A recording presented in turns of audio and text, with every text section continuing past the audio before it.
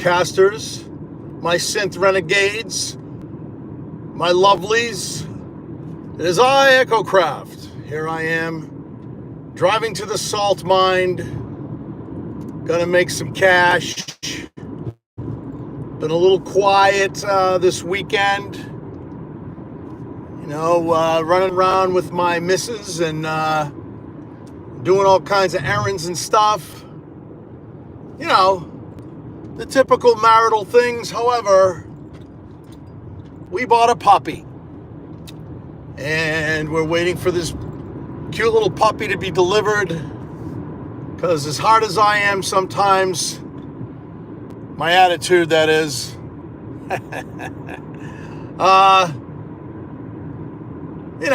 there's a soft spot in me, and I love animals, and I'm very excited about getting this little dude.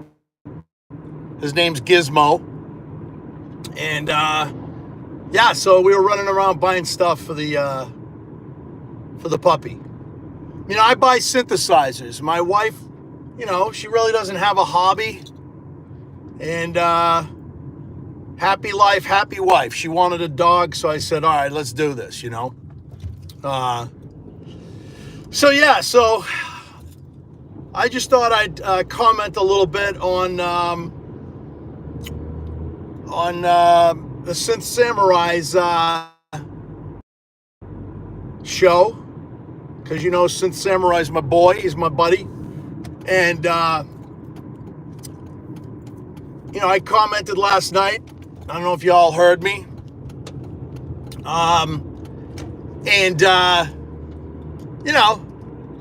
He likes that peanut butter 12.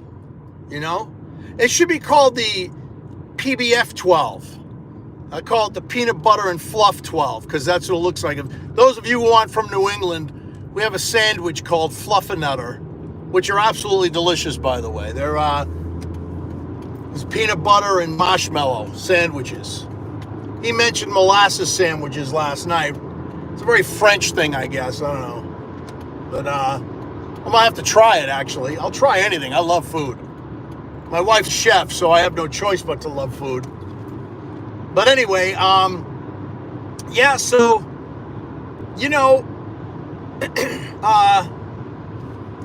I'm going to try this, molasses sandwich. But anyway, so getting back to the PPF 12, that's what it looks like to me. It looks like a peanut butter sandwich. Not crazy about it. Everybody's gaga over it. Like the Samurai says, we don't really see too many of them in the wild.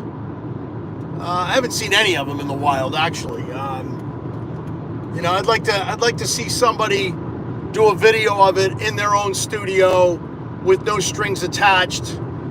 No Synth Mafia commitments. Just somebody who just spent the money, bought one, put it in their studio, fired it up, and did a video on it. That's what I want to see. That's what we all want to see.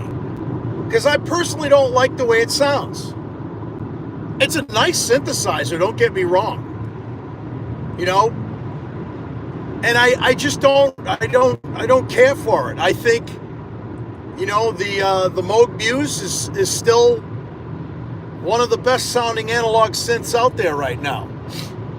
And trust me, I have, like you all know, or if you don't know, if you're just tuning in, I have a Dave Smith sequential Rev 2 16 voice. Love it. Sounds amazing. But I got to tell you, the Hydra synth sounds amazing. But I'm just not impressed with the Arturia. And don't get me wrong, my Arturia Mini Freak is incredible. And my Arturia Matrix Brute is a beast. It's a brute. Being honest. The Astrolab, The Astrolab to me is their version of plug outs. Zencore, that kind of thing. I like the V collection. It's nice. I like VSTs. I know everybody's hating on VSTs. Whatever. So I just think that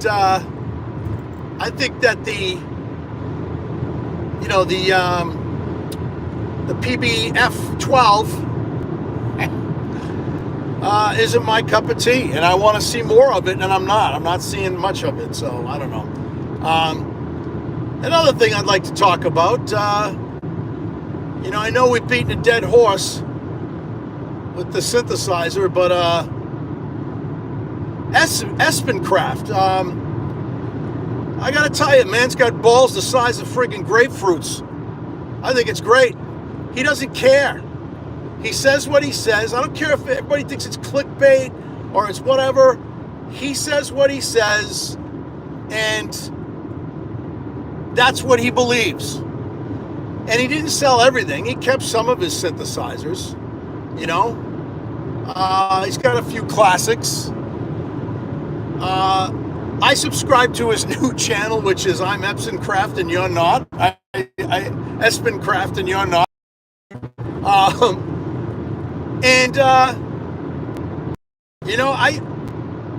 I just think that it would be nice for us all to get along, but like everything else in this world today, everyone's divided and it sucks. It really does. It sucks that everybody's divided and everybody gets, with synthesizers, people are getting political, which I don't get, man. I just think that's a crock of poop.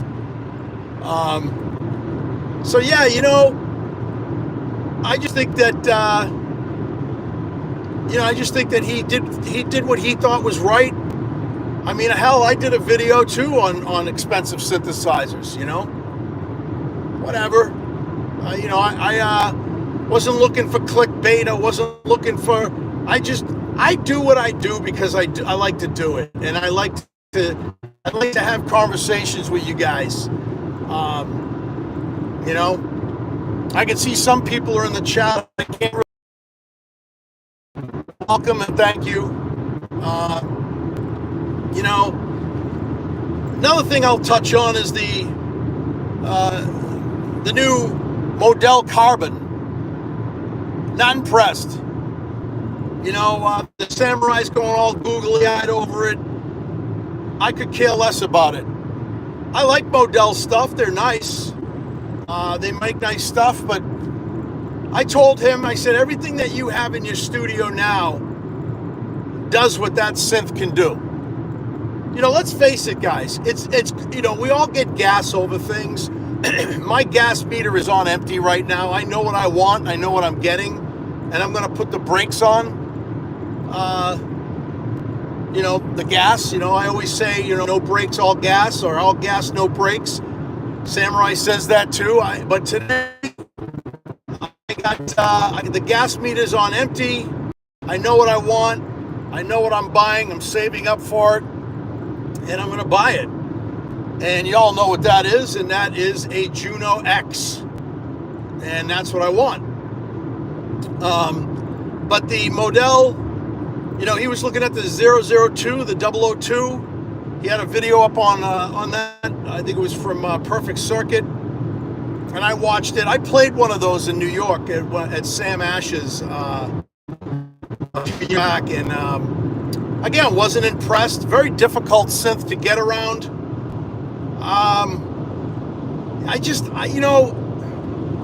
If something doesn't sound right to me or doesn't have this magic to it, I just say, eh. And that thing was wicked expensive too. I forget how much it was. I think it was like $3 bones, which is very expensive for a synth. But yeah, I'm not impressed with that kind of stuff, man. Things that impress me really got to hit that spot, that sweet spot in my heart for me to go, wow, I need that. And I got to tell you, the Juno D series did that as well. I was blown away by that thing. I couldn't believe how good it sounded. I couldn't believe all the options that you had. And it's raining. Woo! So yeah, I don't know, man. I just thought I'd throw my hat in the ring and talk a little bit about that kind of stuff. And I enjoyed doing the calling last night on Samurai's channel. That was fun, you know. I like when he does that. He's the only person doing that. It's very cutting edge, very, I want to say very old school radio, which I think is neat. And nobody else is doing that. And as soon as somebody picks up on that and they start doing that, you know who they copied that from. He's the original. Nobody's done that on live YouTube. I didn't even think of doing something like that. But my brain isn't wired like his, man. I'll tell you, the samurai's brain is always thinking, it's always cooking, it's always going. Now he's got this Juno Diddy episode thing happening. I don't know what to make of that. It's kind of hilarious. But, you know, that's the whole point, man. Just to have fun. Life's too short, you know? What was it Dennis Leary used to say? Life's short, get a helmet. You know? I don't know, man. I just enjoy doing these YouTube videos. I enjoy talking about synthesizers. I enjoy talking about music. Y'all know that. Yeah, I don't know. I'm just I'm almost there at the salt mine right now. I'm almost at my exit. But again, I thought I'd say hello. I thought I'd fill you in a little bit about what I'm doing, and I thought I'd talk a little bit about last night and the previous days past, because you know, Espen Kraft, boy, man, he opened up a can of worms, and people are pissed and people are glad. It's a mixed bag. It's a division. It's weird, you know.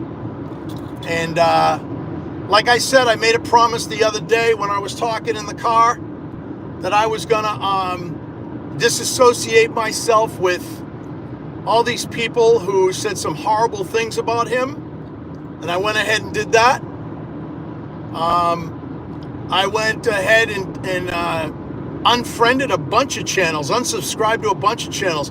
I sit there and I go, why should I subscribe to these channels? These people have thousands and millions of followers, and they don't even answer my questions or answer me back or follow me back.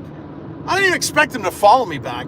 At least when I ask a question, answer it. You know, I know it's hard to answer everything, but at least skim through some of the stuff and look at it, man, you know, or give a like to it. That's how you got there in the first place. Pretty simple. Or you know, if you have thousands of subs, you know, there are some people that have what we call street teams, that we used to call them in the old days. Put a street team together with, you know, somebody who you trust, like if Samurai said to me, hey man, can you be the watchdog of the channel, and starts, you know, commenting on subscribers and answering questions and stuff like that. Kind of like a Wagyu, you know, like what he does for Sonic State. You got to have a street team if you got that many followers, because you gotta pay attention, you know, to the people who are following you. And you know, that's just the way I feel. It's like you got there because people liked you. Don't diss them, you know. I don't know, guys. Again, it's always a pleasure. I'm at the salt mine, and it's time for me to say salami, au revoir, till next time. And like I always say, stay frosty, stay creative, and peace.